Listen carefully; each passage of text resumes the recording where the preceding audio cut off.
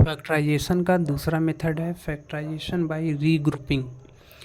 मतलब दो या दो से ज़्यादा टर्म्स दिए रहेंगे, मिनिमम 4 टर्म तो दिए ही रहते हैं इस मेथड में।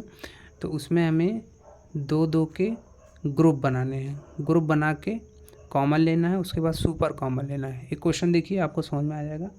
जैसे आप देखिए इन फर्स्ट 2 टर्म्स में कौन से फैक्टर्स कॉमन है, कौन से कॉमन फैक्टर हैं। जैसे कौन से नंबर से इन दोनों में डिवाइड कर सकते हैं, तो 2 से दोनों में डिवाइड किया जा सकता है और y से दोनों में डिवाइड किया जा सकता है। तो 2y हमारे पास कॉमन फैक्टर आ गया। जो कॉमन लेते हैं उसी से डिवाइड करके अगर हम लिखें इसको तो क्या लिखेंगे, 2 से डिवाइड करेंगे तो 3, y से डिवाइड करेंगे y कैंसिल हो जाएगा, x बचेगा माइनस। यहाँ देखिए 2 से डिवाइड करेंगे तो बचेगा 2 और y तो कॉमन ले ही लिया है हमने, ठीक है, ये बच गया हमारे पास।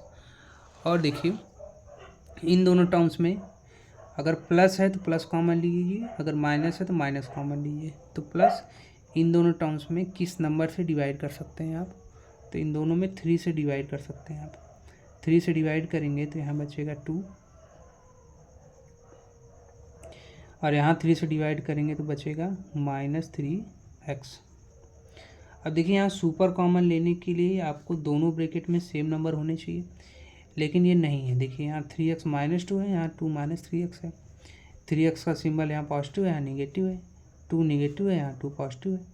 तो बस पॉजिटिव निगेटिव का ही अंतर है। तो हम क्या करेंगे, यहाँ से 2y और 3x -2 एज इट इज़ रखते हुए यहाँ से देखिए माइनस कॉमन ले लीजिए आप।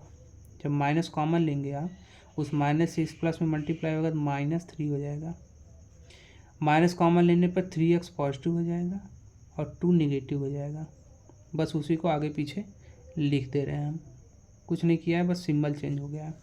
अब देखिए सुपर कॉमन लेने के लिए इस पूरे टर्म में, इस पूरे में क्या कॉमन है, 3x -2 दोनों जगह पे है। तो 3x -2 सुपर कॉमन हो गया यहाँ पर।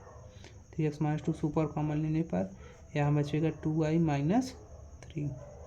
इस तरह से पूरा जो पॉलिनोमियल है हमारा 2 पार्ट में ब्रेक हो गया है, मीन्स फैक्टराइज हो गया है। एक और एग्जांपल देखिए, इन दोनों टर्म्स में क्या कॉमन ले सकते हैं हम, कौन से नंबर से डिवाइड कर सकते हैं। तो क्लियरली दिख रहा है 2 से दोनों में डिवाइड किया जा सकता है और y से भी डिवाइड कर सकते हैं दोनों में। जब 2 और y से डिवाइड करेंगे यहाँ x बचेगा। 2 और y से डिवाइड करेंगे तो सब कुछ डिवाइड हो जाता है तो बचता है 1। इन दोनों में 3 कॉमन है, क्लियरली एकदम साफ साफ दिख रहा है। तो +3 कॉमन ले लेंगे। 3x में 3 से डिवाइड करेंगे, 3 से 3 कैंसिल हो गया, x बचेगा। 3 से 3 में डिवाइड करेंगे तो 1 बचेगा। सुपर कॉमन आपको साफ साफ दिख रहा है, सुपर कॉमन इन दोनों टर्म्स में x + 1 सुपर कॉमन है।